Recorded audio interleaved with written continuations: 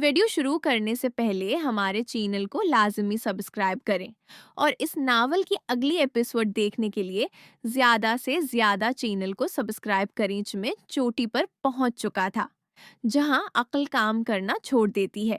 मैंने नज़रें न हटाई और ना ही छोटी अम्मी ने कोई फौरी रदामल दिया। वो भी मेरी आंखों में गहराई से देख रही थी। चांग छोटी उम्मी के मुन्ना से एक जोरदार आ निकली और उनका जिस्म लरजने लगा। मेरा जिस्म भी शदीद झटकों से कांप उठा। हम दोनों एक दूसरे की आंखों में जड़े हुए थे। गाँव या वक्त ठहर सा गया हो।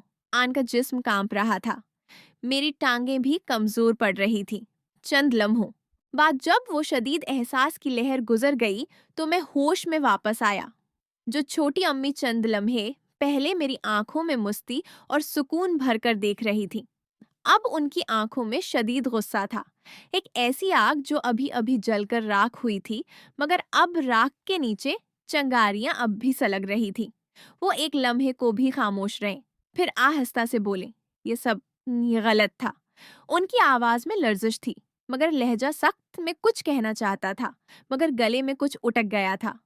अब क्या होगा? उन्होंने गुस्से से मुझे हाथ के इशारे से वहां से हट जाने का कहा। का चेहरा गुस्से से सर्ख हो रहा था।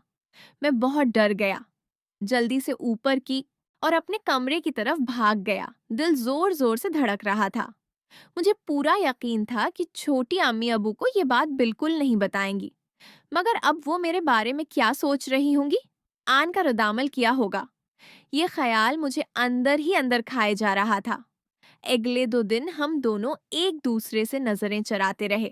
बातचीत बिल्कुल कम हो गई थी, सिर्फ जरूरी बातों तक महदूद रखते और वो भी अबू के सामने नॉर्मल रवैया दिखाने की पूरी कोशिश करते। कहीं ऐसा ना हो कि अबू को कोई शक हो जाए। 2 दिन बाद अबू वापस जाने वाले थे।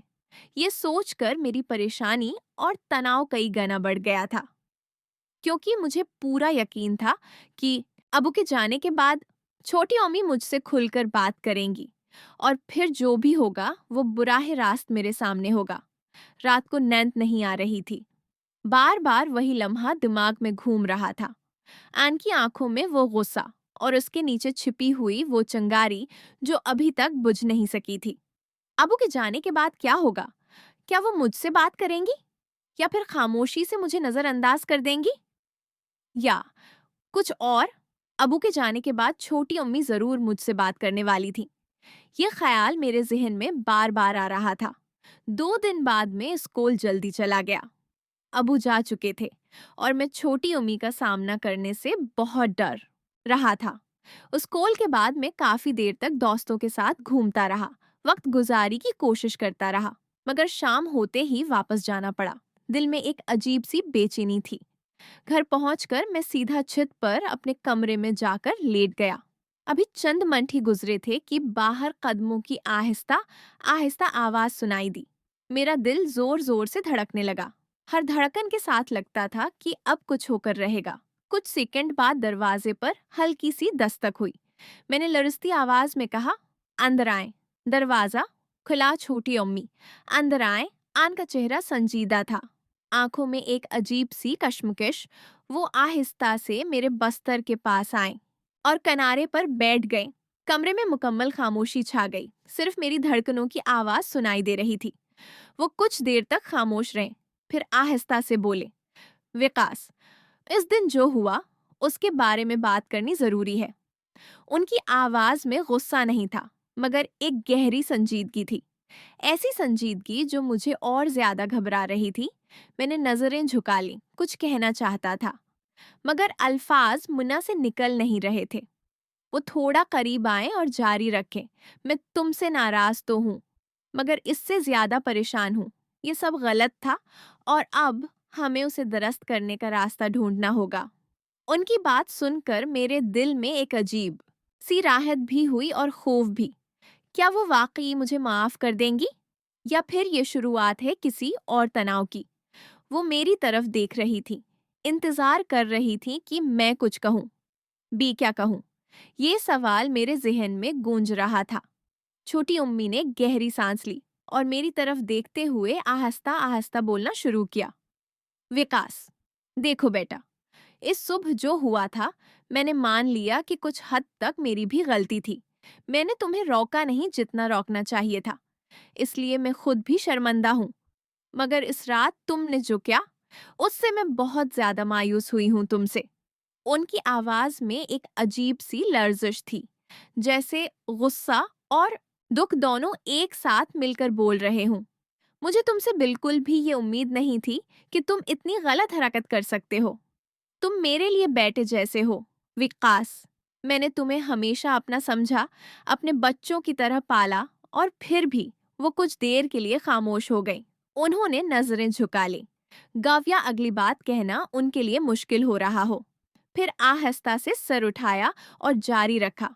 तुम जिस उम्र में हो, मैं समझती हूँ। उस उम्र में दिमाग में बहुत से ख्यालात आते हैं, जिस्म में तब्दीलियां होती हैं, जज्बात बेकाबू होने लगते हैं। ये सब कुदरती है, मगर उसका मतलब ये नहीं कि हर ख्याल पर अमल कर लिया जाए। खास तौर पर जब बात किसी ऐसे रिश्ते की हो जो एहतराम और हिफाजत पर कायम हो। उनकी आंखों में अब गुस्सा कम हो चुका था, मगर एक गहरी तकलीफ और फिक्र नुमायां थी। वो मेरे करीब थोड़ा और आए, आवाज को और नरम करते हुए बोले, मैं तुमसे नाराज तो हूं, मगर तुम्हें छोड़कर नहीं जाना चाहती। मैं चाहती हूं कि तुम समझो कि क्या दरस्त है और क्या गलत। ये बात हम दोनों के दरमियान ही रहेगी, मगर इसके बाद तुम्हें अपने आप पर काबू रखना होगा। अगर तुम वाकई शर्मिंदा हो, तो मुझे ये बताओ कि आइंदा तुम ऐसा कुछ नहीं करोगे। और अगर तुम्हें कोई बात समझ नहीं आ रही, तो मुझसे खुलकर पूछो, मगर इस तरह नहीं। वे रखें और मेरी तरफ देखने लगे। अब उनकी आंखों में इंतजार था। वो चाह रही थी कि मैं कुछ कहूं, कोई जवाब दूं, कोई वादा करूं। मेरा दिल अब भी जोर जोर से धड़क रहा था। मैंने नजरें उठाकर उनकी आंखों में देखा। कुछ कहना था, मगर गले में कुछ अटक रहा था। आखिरकार मैंने सिर हिलाया और बहुत आहिस्ता से कहा, छोटी अम्मी, मुझे बहुत अफसोस है। मैं मैं वादा करता हूँ कि आइंदा कभी ऐसा नहीं होगा। उन्होंने एक लम्हे तक मेरी तरफ देखा, फिर आहिस्ता से सर हिलाया। ठीक है, मैं तुम पर भरोसा करती हूँ, मगर याद रखना, ये भरोसा दोबारा टूटा तो बहुत मुश्किल होगा। वो उठे, दरवाजे की तरफ बढ़े, मगर दरवाजे पर रख कर मुड़े और आखिरी बार बोले, अब सो जाओ, कल से सब कुछ नॉर्मल हो जाएगा। अगर तुम वाकई चाहो तो। दरवाजा बंद हुआ। कमरे में दोबारा खामोशी छा गई, मगर अब यह खामोशी पहले वाली से मुख्तलिफ थी। उसमें एक हल्की सी उम्मीद थी, और एक बड़ा सबकुन छोटी उम्मी ने बात जारी रखी। उनकी आवाज अब पहले से ज्यादा सख्त और संजीदा हो गई थी। यानी उम्र के उस हिस्से में ख्यालात आना तो ठीक है, मगर उसका मतलब ये नहीं कि तुम अपनी ही माँ और अबू को इस तरह देखो।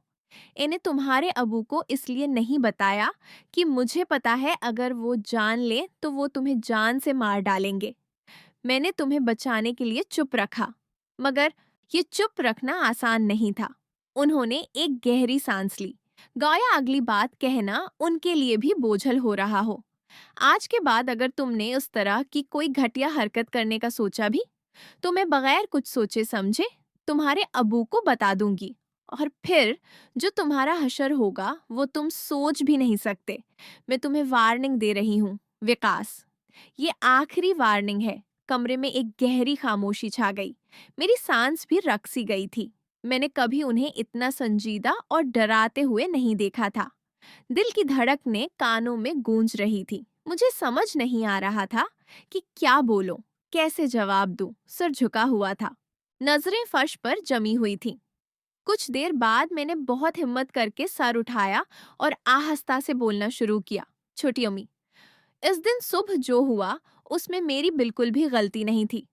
अगर मुझे मालूम होता कि मैं बात उधारी छोड़ गया, क्योंकि उनकी आंखों में एक लम्हे के लिए ऐसा गुस्सा आया कि लगा अब वो मुझे थप्पड़ मार देंगी, मगर वो थप्पड़ मारने की बजाय बस मुझे घूरते रहे।